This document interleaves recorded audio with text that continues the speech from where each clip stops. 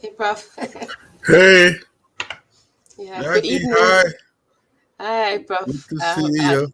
Thanks for holding down the fort last week.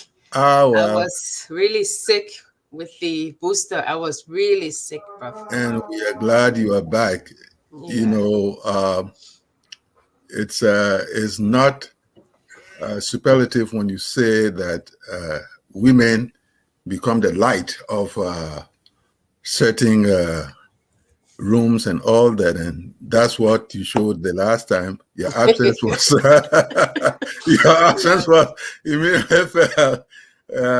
okay. I'm So feeling much better now. Can you hear me okay? yeah, Okay, your because I'm voice and used to everything.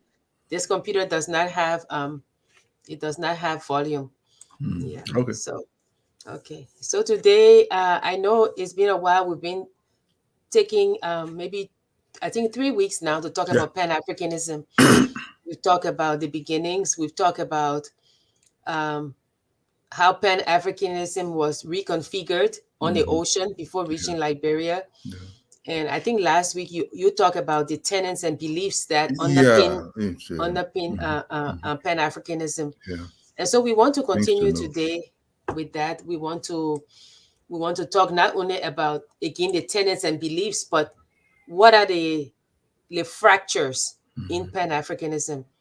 You know, what are these various tenets that tend to push and pull, as we say, to make Pan-Africanism a reality or not? So I think that's what we will start with, and we will bring it to the Liberian situation or to the African condition to make it more focused. So, Prof, we are here. We kind of follow the coining of the term Neo-Pan-Africanism, because that's what's happening now. They say Neo-Pan-Africanism. So, what say you? Yeah, the thing about Neo, every concept, every thought, school of thought, kind of goes through cycles. The same thing about colonialism.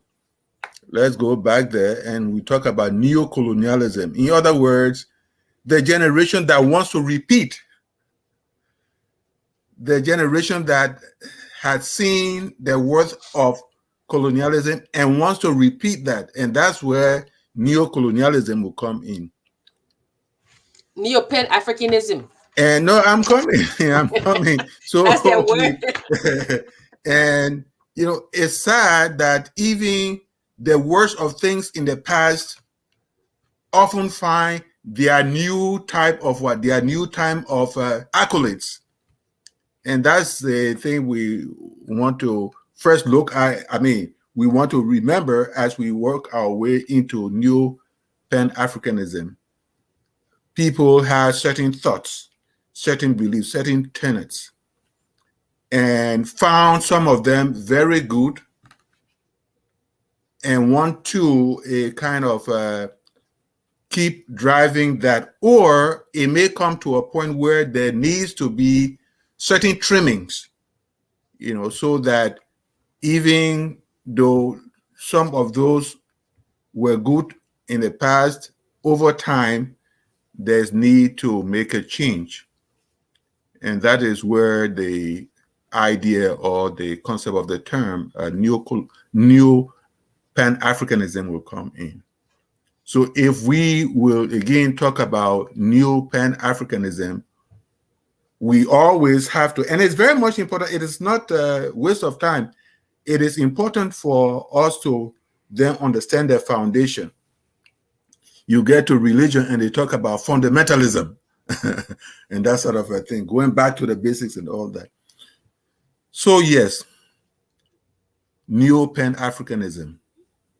So as far back as 1972, I think Du Bois in his Black Scholar journal, he talked about the failures of these groupings, these cadres, he calls them the new bourgeoisie elite, black elite. The Right? Marxist type of terms all the time. Bourgeoisie. Yeah, bourgeoisie. And even and Walter Rodney, he talked about the problem of identification, Yeah. that we are being asked to accept the Western way in order to be accepted, right? And in one of his speeches, it was really interesting when he said that Africans were the only group of people that disappeared, and he explained why by saying that you can say Chinese, when you're looking at the grouping is Chinese, and then under the Chinese you have, but he said like Africans were taken from Africa, and then once they went on that side, they mysteriously disappeared and they became Negroes. Mhm. So he talked about, also in Pan-Africanism, he talked about identification as one of the tenets of Pan-Africanism. But why do you think that after all of these ideologies like Pan-Africanism, why would it fail? I mean, we talked the other time about the fact that even Walter Rodney said that we shouldn't believe in this mystical union, that we have to work. But why is it that you think that it failed? You last week you talked about the beliefs. So were the beliefs not shared? Were they not the underpinnings? The beliefs were not shared because almost immediately, the slave masters, I guess they understood that very well, which was that in order to dominate, you must brainwash. In order to dominate, you must make sure that you diverse the person you want to dominate. You want to diverse that person of his or her identity. What is the center of his or her personhood? That is the question. And if you can diverse that person of name, of culture, and everything, then definitely that person falls under you. You can even trample on him. That is the disappearance that this guy is talking about. So Mubui Kabunda, I was reading about the Pan-Africanism, and his article is very interesting because he said, and I quote, he said, Pan-Africanism as it exists today, despite its attractive force, remains a nebulous, undefined concept which each one interprets in their own way. Yeah, but so despite the unanimity over the need for African unity, there are discrepancies in the methods and means for its implementation. Okay. Right? Some think unity should be reached by proceeding from the foundations. Others instead are convinced that the pressing problems faced by Africa require an immediate continental unity. And this is what Walter Rodney talked about when he said that instead of focusing on the indivisibility and unity of the African continent, the African Union or the OAU, they all accepted these boundaries as, okay, this happened, so we will accept the boundaries. And for Walter Rodney, he said that was a flaw, that they should not have accepted it. But I guess you would say, then what would they have done? Well, yeah, that's, you see, when you talk about disabusing yourself of recognition of the boundaries, then it's a sad romanticization of what it means to be that black person. Because actually, these boundaries had been drawn before you had the power to resist. These boundaries were drawn.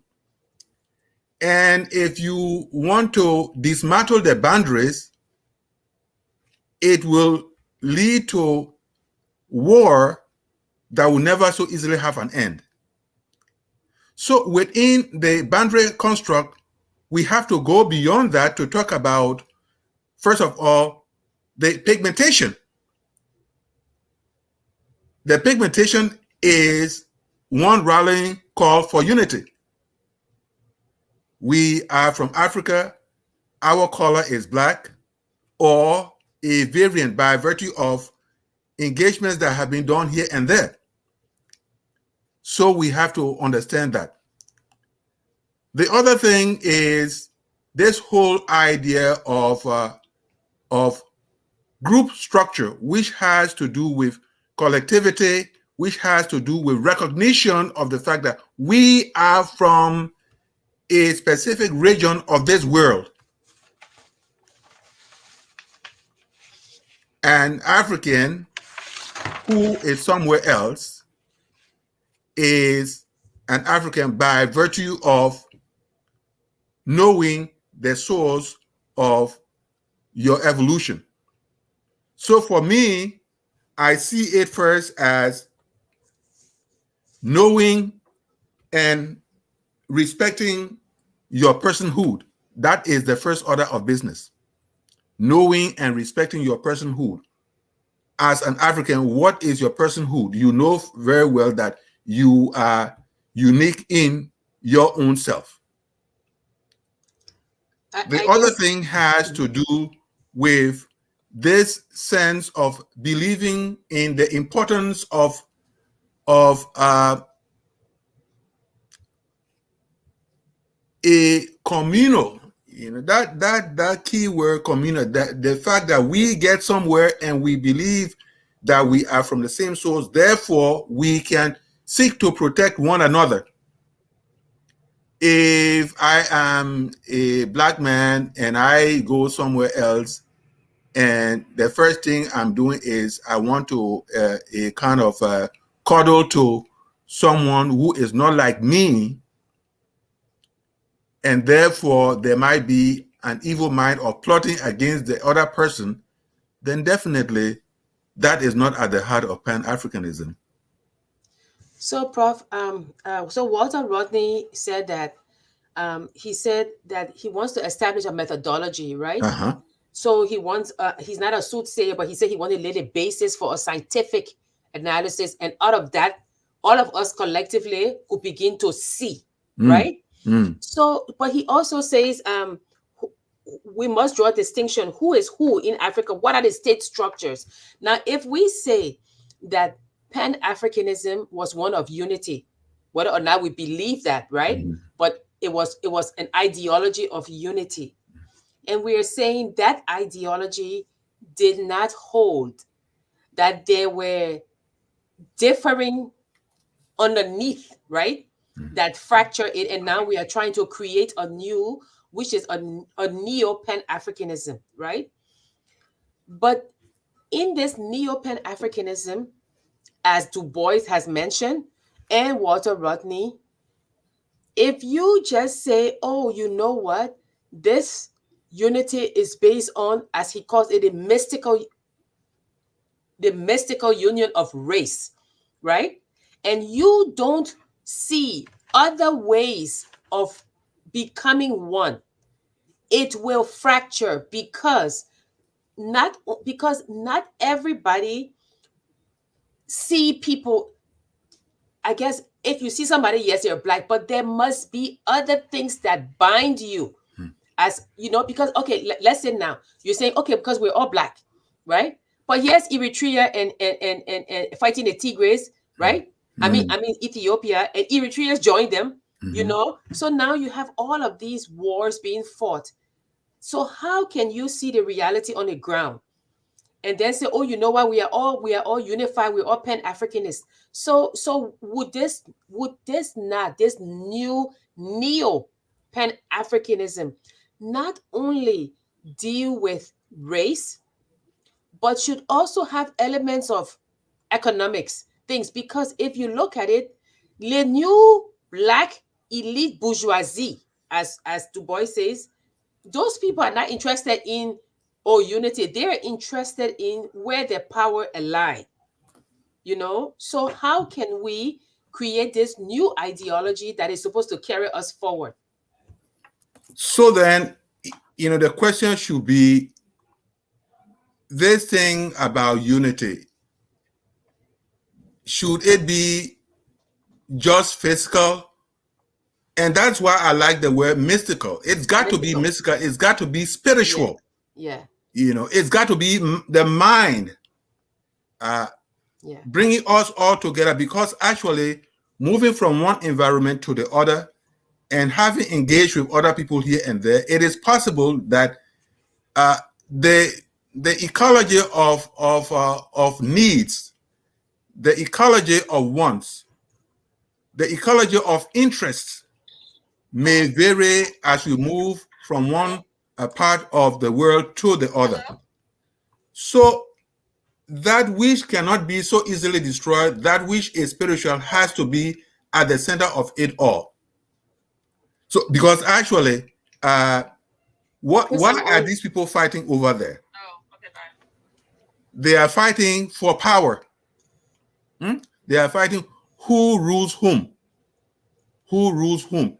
And what is at the heart of the desire for power? To be able to have all that you need and want without anyone getting in the midst of it all. There lies the problem. There lies the problem. So yes, it's economics, it's political, it's the power structure, and all those things that are involved. So the question is, will we ever have something like that? Will we ever have something like that? Just as the years go by and the needs increase and the wants increase and what have you, there will be something gradually pulling us all apart. But the one single thing that's supposed to, or is always going to be there, has to be a sense of spiritual unity. Okay, but Kabunda, when he continues, and I just want to read this last one. Yes, go ahead. He says the common theme running through African development, right, comes down to how well Africans are able to reconcile varying identities to work towards a shared vision, right? So this varying identities is exactly what I'm talking about. What is the shared vision? That Africans, no matter where they are, can rise towards something that celebrates, that enhances our blackness. That's what it's going to be. That's the goal of that vision. The goal of that vision, because actually vision, as you know, is a picture. What picture can we create of us Africans? What picture? That we have the capacity to make progress, that we have the capacity to counteract any force or set of forces that want to destroy the black man. So those are the things we should be looking for. What picture? It is not one of, well, I wear a decent coat suit and you wear something shabby and what have you, but it's got to be, well, we are rising and nobody can so easily cut us down. We are rising. We are going to build, wherever we are going to build something that every other person is going to respect for whatever it is. So if we want to talk about interest, varying interest and what have you, we'll never get anywhere, because everyone is dancing to a different song. But at the heart of it is this person. That reminds me of some time ago, they asked Christ, they said, you see this other person over there, he says, well, he's exorcising people, he's taking demons out of people. What did Christ say? He who is not against us is what? For us. For us. He who is not against us. In other words, we may have varying talents and all that kind of thing and what have you, but if we espouse, that's the key, if we espouse our Africanness in terms of, here is a race that is making progress, that is sending children to school, that is building roads and all that kind of a thing, that is producing ideas that other people can benefit from, then of course we should be able to delight in it. If a black man is in this place here killing people and what have you, if a black man is over there leading people and they are happy and what have you, those things are very much important. So the whole idea is the vision of the black man making progress, living a decent life, and a kind of magnetizing people. Is that the old version of Pan-Africanism? Not Or the new that version? it's not that the old version of Pan-Africanism. It is the strong picture of what the future holds for Africa.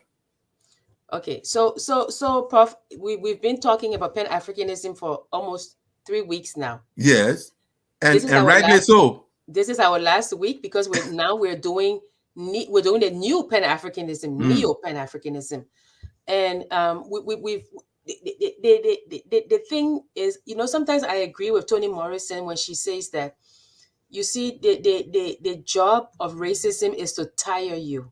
Okay. Because every time you do something, you have to run to the white man and say, see what I've done, see what I've Yes. done. It's almost like you're saying, oh, you said we couldn't do it, but see what we've done. Mhm. Come validate what we've done. And she said, Looking no, for validation slip. just do your thing. Do My your father, thing. my father always used to say, Jackie, they don't have to like you, Okay. but they have to respect you. Okay. Respect. So this running for validation, this, see what I have done, come give me a pat on the back, is an element of this old Pan-Africanism that needs to be done away with. Okay. That we can build. We may seek validation from our own. It may or may not come, but we will build. Because every time, look at even Facebook, every time somebody does something, say, see what I've done, and then there's validation. But for me, I think Neo-Pan-Africanism is saying there is no doubt we could do it. We've done it before. In the old days, we did it. So we're not coming to you to say, oh, see what we've done, because it is a given that we can do this. We will continue doing it, and then you can come or you cannot come and see what we've done. But this constantly, oh, look, see my shining bubble, is a problem in Pan-Africanism. And the other problem is this thing about differing. Exactly what you say, what is this shared vision? Because in the past, we discussed this thing about the people coming from Barbados, right? Even the people coming from the United States. And we don't want to belabor the fact, but we did talk about that sometimes Pan-Africanism falls prey to people's needs. If the Barbadians are coming and the settlers say, we're going to give you 25 acres, as a Pan-Africanist, a pure Pan-Africanist, you would say, but where is that 25 acres coming from? Uh-huh. Right? But if I say, oh yeah, I need 25 acres, I am dispossessing somebody who looks like me. Yeah. But it doesn't bother me because I'm getting mine. Okay. You see, so when you say, where is this shared vision? I don't think there will ever be a shared vision. Mm-hmm. And I think if we try to do that, African unity will never come. But I think that we need to work towards. The thing about if there is no shared vision, then it's probably that's what you were saying when you said then it would never come. We know that a vision is, at least from an institutional point of view, a vision is a future picture. Yeah, a future picture. If I think about Africa 25 years from now, what do I want that Africa? What do I want the Africans to look like, to feel like, to work like? Yeah. Okay. So if we bring it to, like we said, we're discussing one of the quotes that Walter Rodney gave that I think really is almost at the heart of the old Pan-Africanism. He says that in this perspective, what we have is an important confirmation of the idea that the neutrality and unity of nationalism is illusory. In practice, particular classes or strata capture nationalist movements, and then they chart their ideological and political direction. The interests of the African petty bourgeoisie are as irreconcilable with genuine Pan-Africanism as Pan-Africanism is irreconcilable with the interests of international capitalism. And you see that, Prof. You see that, sometimes I sit on a plane and you see young kids whose parents are diplomats. I'm talking about the young African kids, right? Yes. Who, they have no regard for people, right? They've been to the man on bread, as you say, and they will talk to you about, oh yes, I'm a Pan-Africanist, and will see nothing wrong in going home to visit and say to the person who's working for them, come clean my floor. Okay. Come do this. Okay.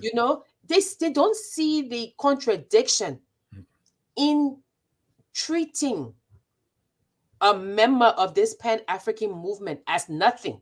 Okay. You see, so this, and I know what I'm seeing, Prof, is that we are creating, or we have created, a class of young people who do not know the rural areas, have never been there. All they know is the riches given to them by their parents. And this is not just Africa, but I'm talking about Africans, right? It's like Chimamanda said when she said that, she grew up in Lagos. She never went to the rural area. All she heard about what bad things about the rural area. And then when her mother took her to visit a grandma, she saw these beautiful baskets, that was woven by the people in the village. And she could not believe that something so beautiful would come out of the rural area. So I think that when we have an obligation, to make our children see through this lens, that how we see, that this is where you came from. You are part of this, not part of this culture that you're in, that you think that you have to accept their ways to be accepted into their society. But underneath, this is where you come from. It's like Walter Rodney said, right, that there was a whole group of Africans that disappeared. Africans were taken from Africa, and when they crossed the river or the ocean, they became Negroes, right? So there's nothing wrong with the term Negro or Black, right? But underneath, this Neo-Pan-Africanism must teach you that you are an African. And that is what I started with by saying that you must know and respect your personhood as an African. Because if now, as you were giving the vignette about young people growing into other cultures and what have you, there was a key phrase. You said, we must build. We must build.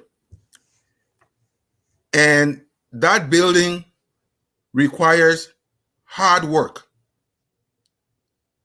That building requires respect for yourself and others around you. You must have a sense of recognizing authority. In the typical African setting, until other things got into play, we respected knowledge. We respected knowledge. We respected those who had skills and what have you. Therefore, if you went to a village, you saw how people gathered around the blacksmith. You saw how people gathered around the goldsmith. A typical part of it is found in Kamara Lai's The African Child. At the heart of it, the father, how they kind of celebrated him and what have you. So respect for age and even those below age. In other words, respecting life. You also have to be able to appreciate what others are doing.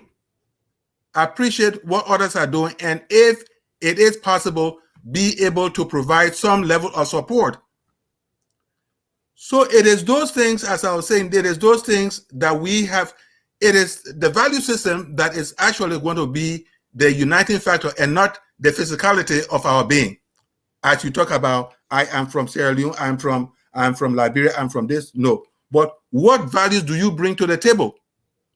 What values that you will demonstrate, and people will be proud of the fact that you, some time ago, the first heart transplant, where was that done? It was done in South Africa, and a Black doctor. So those are the things, actually, those are the things we have to go for and celebrate and support at times. You know, that's what it is. But if we are looking for unity within the what you call the denotative meaning of the word, then we'll never get anywhere. Because see what is happening, as you were talking about, in Ethiopia and the tiny part of that land in the northern part of the country. They are fighting. Why are they fighting? They are fighting for control. Maybe others have been a kind of denigrated, and they want to demonstrate that they cannot be denigrated anymore, and therefore they have to fight for their own place and what have you. So all those things, when they get into the mix of our conversation, then it's going to be a little more problematic. You know, Prof, one of the things that I found very interesting was the fact that Walter Rodney went to Tanzania, right? He lived in Tanzania for a long time. Yeah, taught at University of Dar es Salaam. Mm-hmm. Yeah, but he left, and one of the reasons he left, you know, I was reading about his life, and he said that, I mean, he was not a citizen, and that was yeah, but he said, you know, that it would take him a very long time to learn the language and culture of Tanzania. Mm-hmm. So he'd rather go back to Guyana and try and uplift the people there. You see? And I said to myself, what a you know, contrast, because I mean, wouldn't you, as a Pan-Africanist, want to stay in Tanzania and work and say, you know, I belong here too. Yeah. The unifying characteristic is Blackness. Yeah. So I belong here. But he, like you said, we have to reconcile these multiple identities. Yeah. So he did not remain in Tanzania. You know, he went back to Guyana. Unfortunately, he couldn't get a job, and then he was assassinated. But it's just so interesting that this guy who talked about Pan-Africanism, and that's one of the things that I think is at the heart of the matter, that, you know, it is assumed that we all have these common characteristics. Because when you were speaking, I was listening to you, and I wanted to say, but Prof, even this thing you're talking about, love of older people, love of, some of these things don't even exist in the villages now. You know? Yeah. No, they don't. You know, and what I'm saying is that, in a way, you can look at Walter Rodney's life, and when he says, you know what, let me go back to Guyana and work for the upliftment of my people there. Because if we say that this new Neo-Pan-Africanism will be an all-encompassing one, we're going to take people from the diaspora, we're going to take people. I keep saying this thing. Just because we share the same color of skin doesn't mean we have anything in common. I may not have anything in common with some people. And some people, Prof, believe it or not, who are Africans, they're only African when it's beneficial to them. They cannot wait to cast off that Africanness if it becomes a hindrance. So we have all of these different personalities. We have people who think, oh, I'm an African, when there's something that can be gotten from being African. There are people who, like you said, would not speak well of where they're from. So this new Neo Pan-Africanism, we come back to it because we're saying that since we're closing and people are saying that the old Pan-Africanism didn't work, perhaps it was aspirational, perhaps we don't even need a pen. We can just say Africanism, like we say womanism, Africanism, But what I'm saying is that the reason why Pan-Africanism did not work, the reason why Du Bois said, these bourgeoisies, they're coming to, and that's one of the problems, because I feel that the African elite or the African bourgeoisie, they depend on the power of the West to maintain their status. And there's no way they're going to so quickly embrace that Africanness that you're talking about. Well, what do you think about that? At the start, when I said something about espousing the values of what have you, I said long ago it was the case until other things got into the mix. Yeah. So yes, indeed, what you have now, and that is where there's it kind of is this kind of frustration we have in trying to even get at the heart of Pan-Africanism. That is why several things got into the mix. And what are the things that got into the mix? Some of them have to do really with the economics of it all. With the economics of it all. When I had the solo presentation, someone asked me about whether religion had a part to play in the divisiveness we have. And I said, this is not a clear cut. It is not, even though it is important, it is not as clear cut as that. There is religion, there is politics, there is economics. All these things have been things pulled from the West. And once they've come in, and there are people who have seen the benefits of, for instance, being the president of a nation, driving the most fancy car and all that kind of thing, wearing the most elegant of suits and what have you. Can I look at that suit if I am, if I'm frivolous, Can I look at those things and easily leave them alone? Of course I will not. So then it comes to the matter of character. It comes to the matter of character. I guess it is through character that we can demonstrate who we are or who we are not. If someone behaves well in a gathering, and others are saying, who is that boy or who is that girl? And someone says, oh, that this family's son or that this family's daughter and what have you. Many people, whether they like it or not, will want to be like that boy and the girl. So outside of character, outside of human character, I guess all other things we are talking about will not mean anything. Here, politics is the Western import. Here, economics is the Western import. So pull those things from there. What do you have?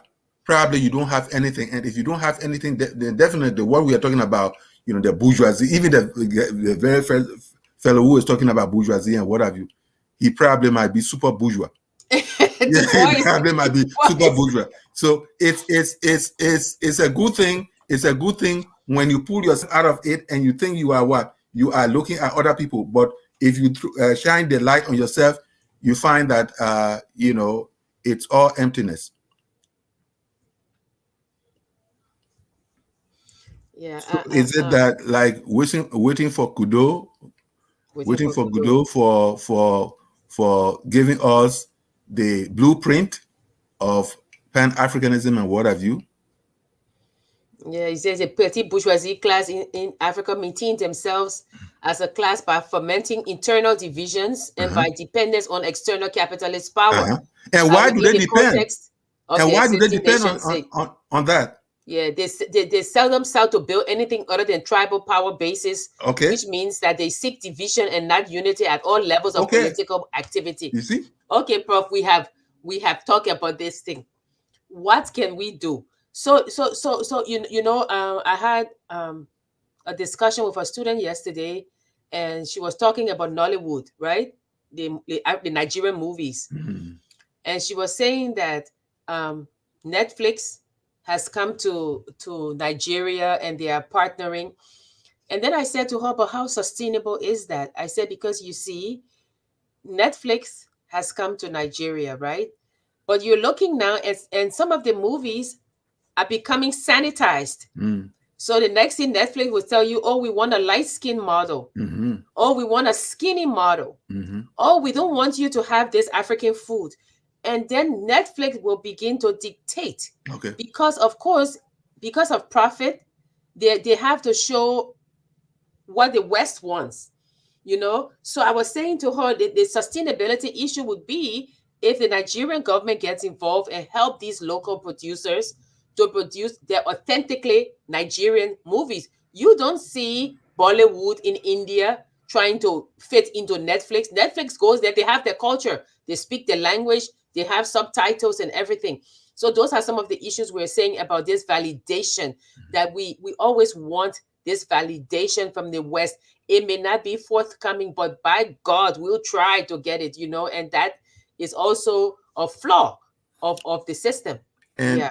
and you talk about validation. Why is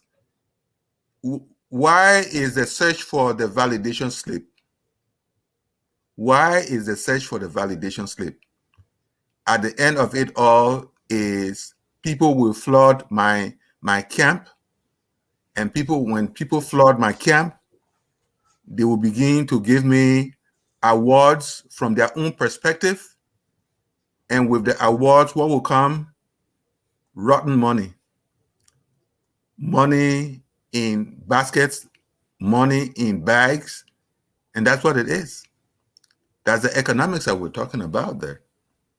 So I guess the question is, do we throw up our arms and say that everything is hopeless? Is it at the end of it all, is that what we can arrive at? I think that we need to create, at the start, of course, someone might say, oh, well, creating silos is going to slow down the process. It's got to be one sweeping thing. But one sweeping thing may not be so easily possible, since we know that as many the heads, as many the ideas. Yeah. As many the heads, as many the ideas. Again, but if people are very much determined, they are going to come to find a common ground that is more sustaining than having all pieces scattered here and there. One of the things we are doing in here, even as insignificant, and I use that with quotes, insignificant as it may sound, is this raising the issue or raising the set of issues. And even if after one round we come with one item first, what should be at the center? Maybe we need 5 or 10 things that should show us as Africans. What is the first thing? After conversation, after group discussion, we mark one down. What is another one, too? And then by the time we know what's happening, we'll be going to 4, 5, 6, 7, 8, 9, 10. Research, over the years, people have done research and all that kind of a thing. But if at the end of the research, one does not have anything to show, simply throwing up so many questions, then we will never get anywhere. There has to be a way of zeroing in on items. Item 1, item 2, item 3. We talk about the pigmentation. We need to talk about the second thing, which is who becomes our common enemy, who tries as much as possible to always hold us down. The evil white man. Prof, please, eh? The evil white man. So there, and I said the evil white man because we have to draw the distinction of those who mean well for Africans and those who do not. So that line has to be drawn. So we know pigmentation and the physicality. We need to talk about who put stamp on our progress, keep us from going anywhere. Well, others will say we are our own enemies, fine, but the external enemy must be known. The external enemy must be known. The third thing is that of values.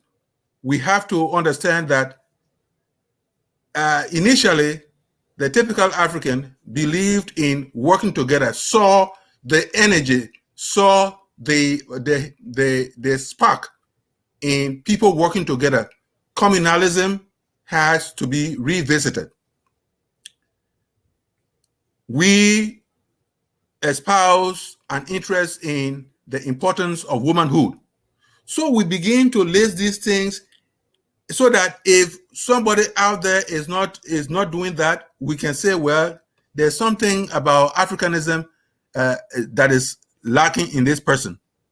If someone does not show decent respect for human life and what have you, you will say there's something in that person that is wanting. So we list them, and probably we have to be able to maybe do a book or something of that sort. And over time, hopefully the ideas will spread out there, but it will not be sudden. It will not be sudden. That I know. Okay. Well, thank you, Prof. Let's look at some comments. If they could put the comments on, I think we have comments. We have time for comments. I don't know. Do we have comments? Okay. DJ said he was going to be there. Oh, okay. So, well, maybe if there are no comments, we can continue. But okay. I think, Prof, that the hallmarks of this new Neo-Pan-Africanism that you're talking about. Oh, Mr. Gaiman said that he's in class. So there's a comment. That's exactly where we are heading, our own war on our own soil. William Dunbar. Did Neo-Pan-Africanism happen by chance, or was it planned and executed? Well, it wasn't. It hasn't been executed. But you see, that's why. No, but what I'm saying is that the idea is coming from those who feel that Pan-Africanism has failed, and now is a time for a new Neo-Colonialism. The picture that is being projected right now is a fragmented one, that given that we find it difficult to unify. I agree, and Daniel's. The thing about we agree about what did you say?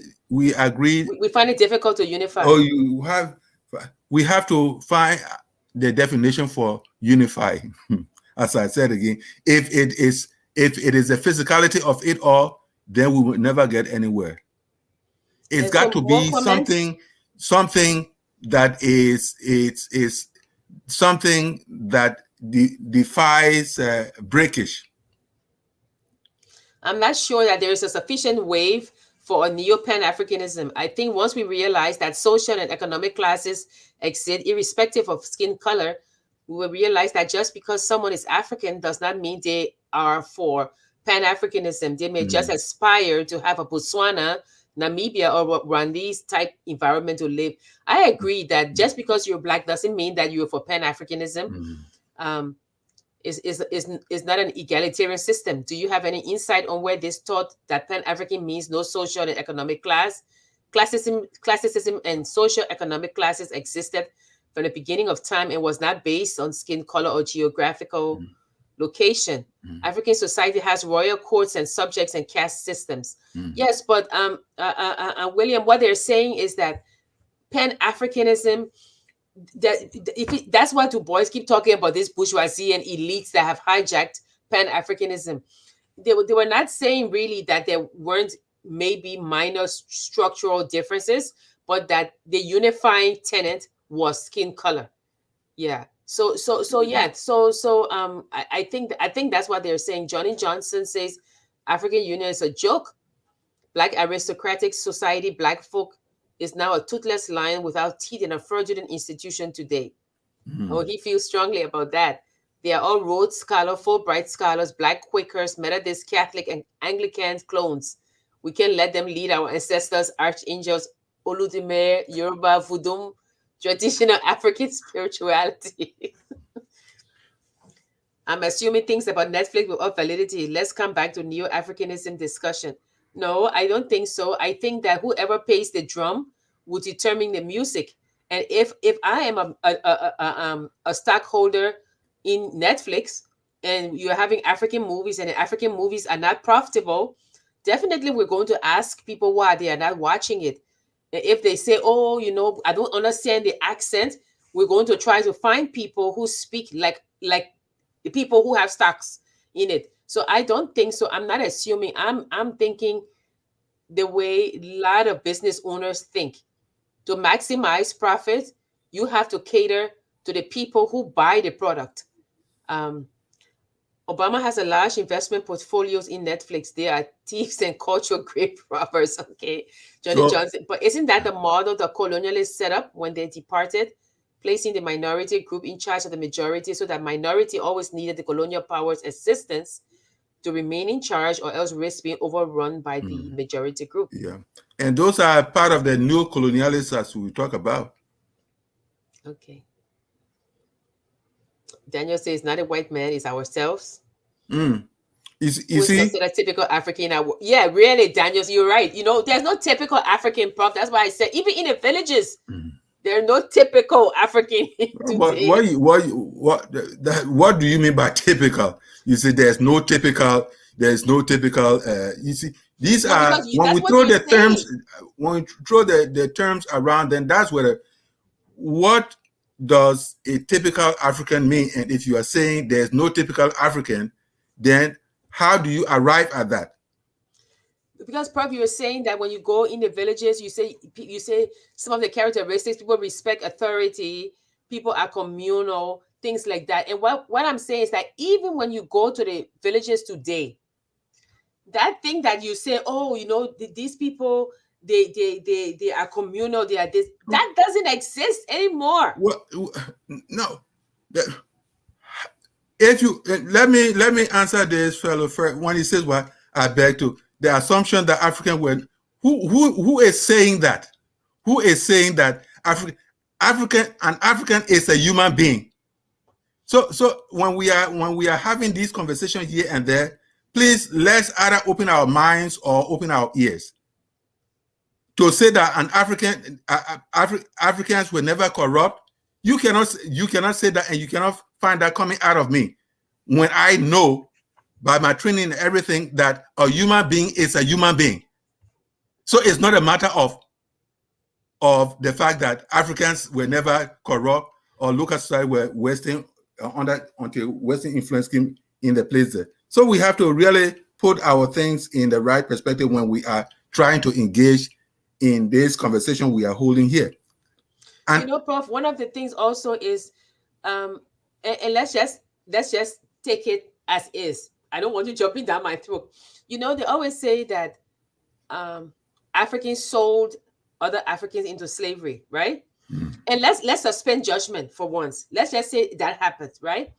What I'd like to say is that when different ethnic groups in Africa at the time, let's say, were selling each other, prisoners of war, exchanging each other, it was not on a vast scale of movement of people that the plantations needed this huge labor that they, you know, so if let's say, okay, the Kru people sold 8 Grebo people to the Bassa people, But when slavery came as a formalized system of transaction, it needed huge amount of people, a large amount of people. So this change of prisoners of war or slave became corrupted by this industrial machine that needed thousands of people to go to the new world. The same way that for the Pacific Passage, right? The same way they brought Southeast Asian slaves to Mexico, right? The Portuguese brought them there to work. But those people became domestic servants because they said they were not physically fit to do work. But as the sugar cane plantation started to blossom, they needed labor, right? And so Africa was the place they came to get labor. So when people are saying, oh, they used to do this thing in Africa, what thing did they do? What were the plantations that were in Africa that needed millions of slaves to work? Where was it? You know? So I think that sometimes when we talk, we have to look at the nuances and things like that, you know? And also, Prof, another thing is that I agree that, you know, countries move, countries change, right? I mean, countries evolved. People forget that in England, they had child slavery. They used to put kids in the, what is it called? The chimney, right? Push them down to clean chimney, right? In China, they had foot binding. They used to tie those women's feet because the feet, small feet, were the symbols of beauty. In India, you had to jump in a fire when your husband died because that sari was to show that, oh, I love my husband, I want to die with him. It's not going to happen, but but you know what I mean, Prof? But what I'm saying is that these societies evolved. No longer you have, in America, women can vote. You know, in England, the queen is not a figurehead. She's not the one that will say, off with your head. People forget that in England, they used to kill you if you were not Christian, tie you to the stake, burn you like Joan of Arc in France or whatever. But those countries evolved. And what we're saying is that so would African nations, the groups of people that made up the continent, were evolving. I'm not saying that, oh, you know, that where they were not good, but societies evolved. The coming of the slave trade and the colonialists blocked that continuation. And because they blocked it, and it took what? How long were they there? What, hundreds of years, right, Chris? I mean, I'm sorry, right, Prof? Go ahead. So now Africa is still evolving now. The colonialists are no longer there, they're evolving. And so there are dips and turns, right? There are hills and valleys, but we are getting there. You know, but people forget that there are some countries in Africa that are behind and there are some that have advanced. But what I'm saying is that I agree with William King to say that Pan-Africanism doesn't mean everything to everybody. And just because you're Black doesn't mean that you're a Pan-Africanist. It could be that some people can say they are Pan-Africanists when it's productive for them to say that. So should race be one? Should it not be economicity? Should race be the unifying factor as in Pan-Africanism? But the thing about it that one needs to understand is that there is a primary level of characteristics, there is a secondary level of characteristics, and probably one talks about the tertiary level of characteristics. So in talking about, no one is saying that, well, color alone can do it. No one is saying color is one of the beginning characteristics. You cannot throw that away. And it doesn't mean that if you have the Blackness and what have you, then therefore all of a sudden you are a Pan-African. In fact, Pan-Africanism is an ideology, and then it moves on to a movement. So it doesn't take your Africanness from you. So the first thing is there has to be some Africanness about you. You cannot be talking about your Africanness, or somebody is talking about the Caucasian aspect of it all. A Caucasian is a Caucasian. An African is an African. Then other things get into the picture. So you have to, and this is the thing that we have to kind of work at. Working at it, meaning that we have to look at the various characteristics. So it's not one covers the entire thing. So you go to the primary, you get to the secondary, and then you get to the tertiary. It is by the time you get to the tertiary, well, that you talk about other influences and all that kind of a thing, Western influences and all those things. And then we have to make sure, as I was saying, sometimes it's not just the physicality, it's got to be the values that are espoused. And so, somebody cannot say that, for instance, Africans were never corrupt. We have to take it from the point of human beings. We have to take it from the point of view of human beings, and then gradually we get to the sectorial type of thing where we talk about Africanness and all that. Human being by nature, as we say, Jean-Jacques Rousseau, Piaget, and all those people have their own things to say about it. But human being by nature has other things, like Piaget talks about environment, how environment influences things. Rousseau says that we enter this world with a blank slate, right? We enter this place with a blank slate, and environment does this and does that. So when we take out the human being part, I mean the basic human being part, then we get to the African part, then we get to the Caucasian part and what have you. That's how we go about it.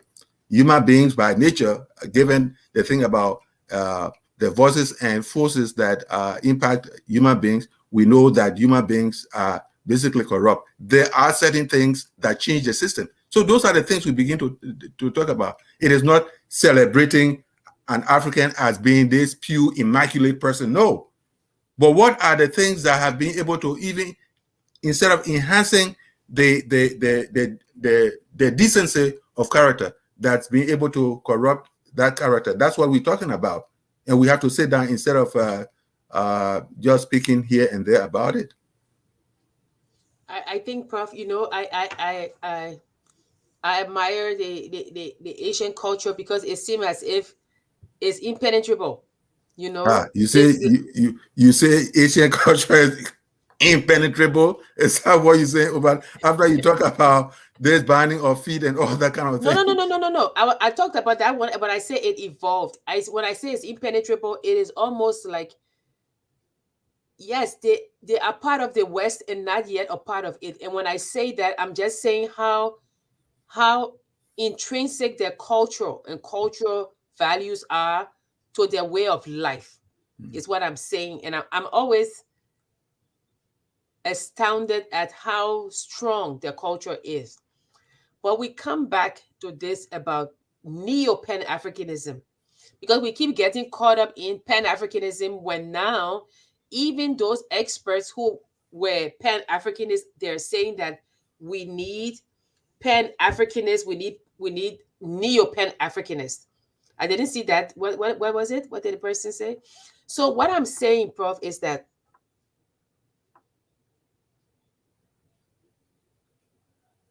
what does getting there mean? I don't know. Did I say that? What I'm saying, Prof, is that we keep talking. We come back to this thing about color. No, Jackie. Color is not a thing. Color is Africanness. Yes, Okay. And then you love definitions, and I say, what is Africanness? Because, Prof, I tell you that what do people say?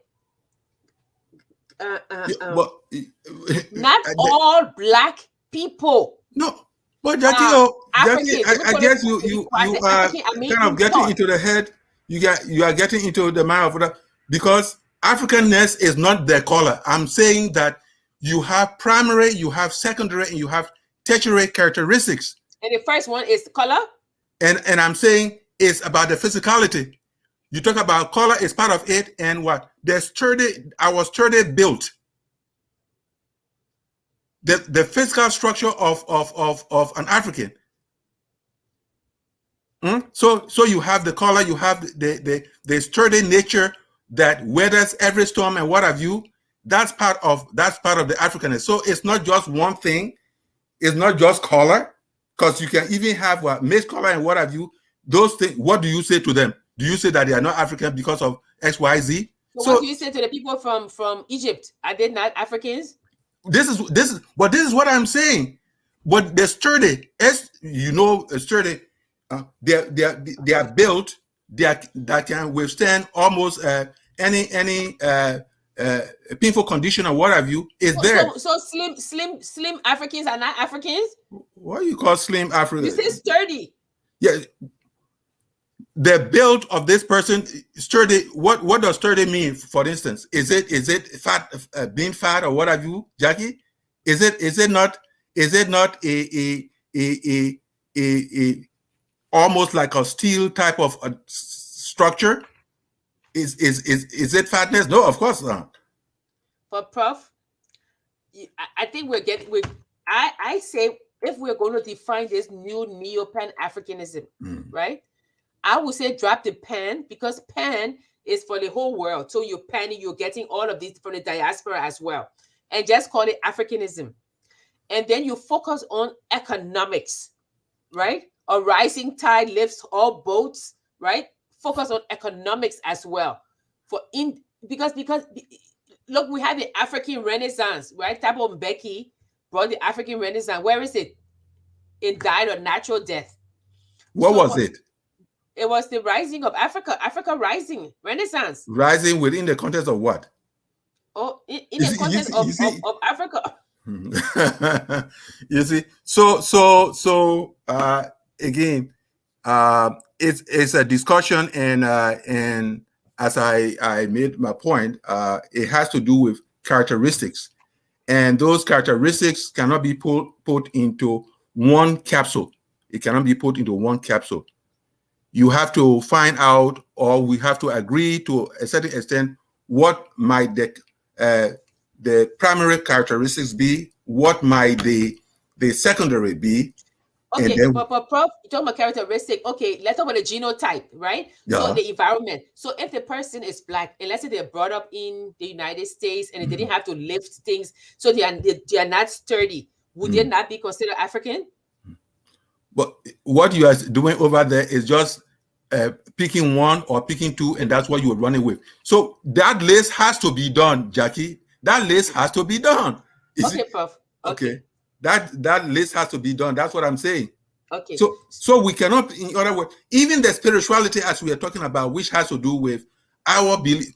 What is our belief when it comes to the making of the world? What is the hierarchy of what? Of our creativity or something of that sort? At the top of it is God. Do we not believe in a supreme being? We believe in a supreme being. Not everybody believes in a supreme being. At least as far as Africanness is concerned. What happened later on is a different ballgame. But Africans believe that we did not create ourselves. So if other things are coming in and others are saying, "Oh, we created ourselves, nobody created us," that is not an African perspective. That is not an African perspective. Okay, Prof. So if you were to go, even the stories that you hear, mythology, legends, and other kind of things, you hear people, they give you the stories about how this world came into being, how human beings came into being, and other kind of things. That is the spiritual topology of the African. What else has come into the picture? That is another change that has come to the. We talk about even the supreme being. Do we know something about God, Jesus Christ, and all that? These are inputs, and that's where we were talking about the evolution and what have you. Yes, it gets to the point where all those things. But a typical African believes that he or she did not create himself or herself. There was somebody or some creature, some supernatural being who created us all. If there is a divergence, then of course it's it is a diversion, but not the African construct. So those things are the things we kind of work on. I know it's going to they sometimes it get a little tense and what have you, but those things are the things we have to look for. A typical African to not believe that, and that person might not be called God, but a typical African will believe that he or she was created not by himself or herself, but by a power higher than himself or herself. So those are the little things here and there that over time we will bring together. If you are saying that, no, typical African does not believe that someone created him or her, then of course, then the argument is closed. It's not an argument so much as showing the counter. So Yeah. we've discussed for the past 3 weeks, as we said, Pan-Africanism, the evolution, the creation and evolution of Pan-Africanism. We come to today where Du Bois, Rodney, and others have said, look, this Pan-Africanism, something's wrong.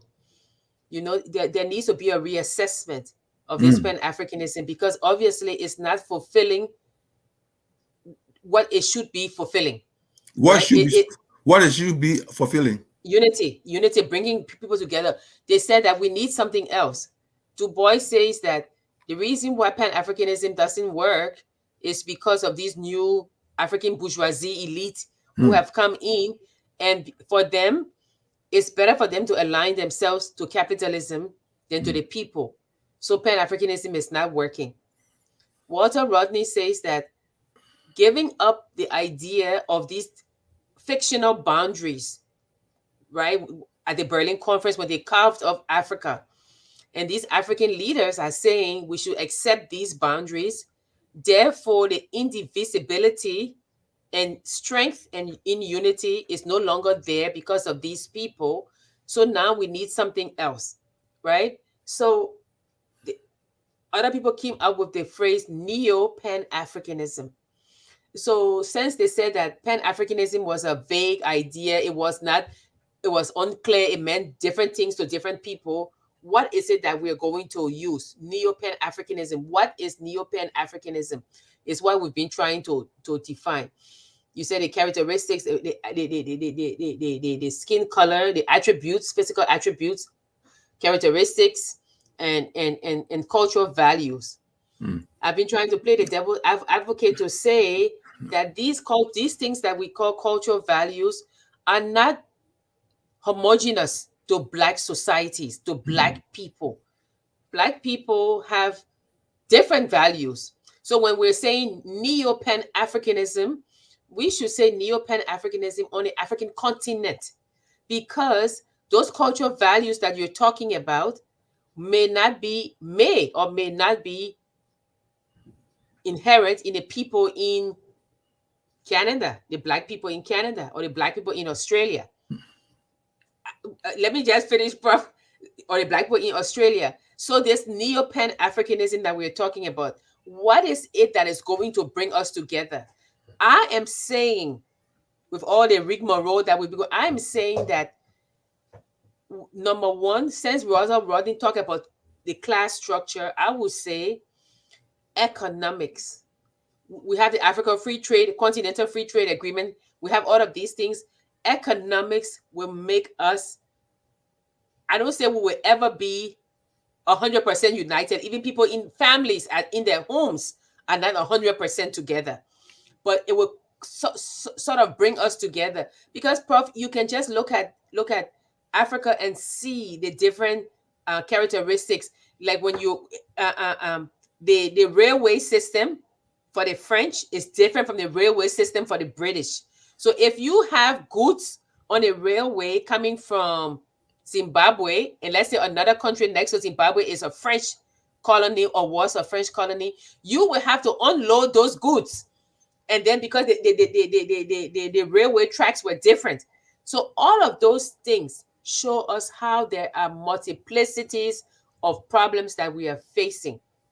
But trade, economics, and yes, I agree with you, in some ways, cultural values will bring us together. My thing is saying We don't need this Pan-Africanism. We don't need that word pan. We say Neo-Africanism or we say Africanism because, But, Prof, what I'm saying is that each country has its own nationalistic pride. yeah. So we don't want to say, okay, Africa, yes, Africa, we share common characteristics in some ways. But if you say pan and then you're bringing people from the other side across the ocean, you make it even more difficult. So let's focus on Africa. Let's stop trying to find validation and let's just work But, on our continent. but When I say on Jackie, our continent, I mean to build it, not, yeah. yeah, Jackie, the thing, what brought in the idea of Pan-Africanism? Is it not when Africans were being taken out of their motherland or their homeland? Is that not why Pan came in, to be able to sound inclusive of people wherever you are once you are out of Africa? Is that not why Pan-Africanism came?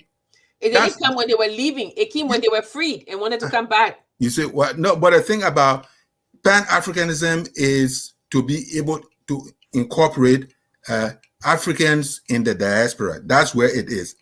So that Pan-Africanism can be there for the inclusivity of it all, but the idea is the root word, which has to do with Africanism, Africa. That is, so we can talk about Pan-Africanism, those who espouse African ideas and what are of values or beliefs and all that, and then settle in on wanting to make sure that you have holistic set of characteristics that we can work on. As I pointed out, it's the color, blackness, and the shape of an individual is just one thing. All right, we talk about the Negroid race and what have you, and what makes up the Negroid race. You should be able to talk about that. But the Africanness is still there. And as I said, you have to think about the primary level, you talk about the secondary level, and you have to talk about the tertiary level. So what you obtain at the primary level, what you obtain at the secondary level, what you obtain at the tertiary level, those are the things we should be able to kind of define or put into perspective. And it's got nothing to do with the pristineness of the African personality and what have you. Yes, every human group has its own flaws and what have you, but is it the flaws that will sicken us, or is it the strength that we'll have to look at? It is the strength we have to look at when we move from one group to the other. It is those things that are decent, those things that are worth celebrating, that we should talk about, and then we can talk about the flaws that we can work on or the weaknesses that we can work on. And I say that there are some people that, yes, they may have the skin color, but they do not have the African-ness. Oh, God. Skin color, Jackie, is just one piece.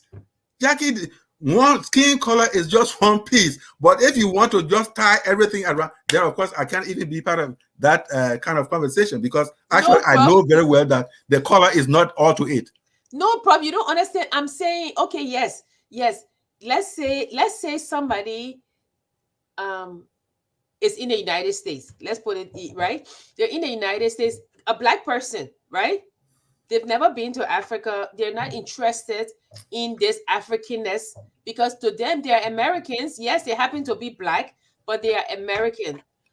What I'm saying, Prof, is that if you say to this person, oh, Pan-Africanism, they may listen to you to be polite, but that does not mean that they want to be part of this movement or that they are part. What I'm saying is that since it is difficult and this Pan-Africanism has different fractures, why don't we focus on Africanism on the continent and build our continent? What happens to the other people that are outside, Jackie? Well, that's what I'm saying, Prof. Did they tell you that they wanted to be part of? But before you had the movement in the 1900s. People like Delaney and others who were talking about it was more of the celebration of the Africanness that they want to be part of. Yes, so, for those people are not alive. I'm saying that not every African wants to be part of this movement. No, that's what I'm saying. Before a movement came in the late 1700s going into 1800s, it was just the recognition of the people's personhood. That's what it was. It is only the movement came in when people were interested in what? Advancing that celebration to a different level. So it's this Pan-Africanism movement and what have you. Not everybody is part of it, but Pan-Africanist meaning that you are of African descent and what have you. That's what it is, and you don't have to espouse it before what it remains a reality. I am an African. I don't care where I'm an African. Whether I have a different pigmentation of where I'm an African, as far as the structure of that is concerned. So it is only when it gets into the movement, it's like somebody is working in a place and says that I don't want to be part of what a workers' union, right? If the person says that I don't want to be part of a workers' union, that's a different ballgame. Of course, when benefits sharing and all those things come in, and that person wants to come in, and he has to pay fine or she has to pay fine. So that's a different ballgame. The ideology is different from the movement. The ideology that came all the way from the 1700s is different from what happened in the 1900s as a way of a kind of making the whole idea visible. It was within the context of visibility that Pan-Africanist movement came in, but it doesn't distract from the fact that as an ideology, as a way of expressing myself, I see if I am out of the continent, there has to be some inclusivity. That is where Pan comes in, but you don't have to be part of the movement. The African American who is walking around doesn't have to be part of Pan-African movement. So we have to understand those little things as they work their way through, and then we will be okay. Okay, so do we have any more comments before we close? I can't see the comments, but do we have any more? Do we have more comments? I think because we've gone over time now, so maybe well, I guess Mr. Samba can I mean, he's entitled to his opinion. I don't have to agree with him. How would he say that? Ali, you can't say that. I don't have to agree with him. Are there any more comments? So I guess okay, so Pan-Africanism nationalism is really more Pan-Africanism is expansive. Nationalism is more love of country, love of a singular place. And we have to be very careful too in the use of nationalism, because sometimes it leads to all kinds of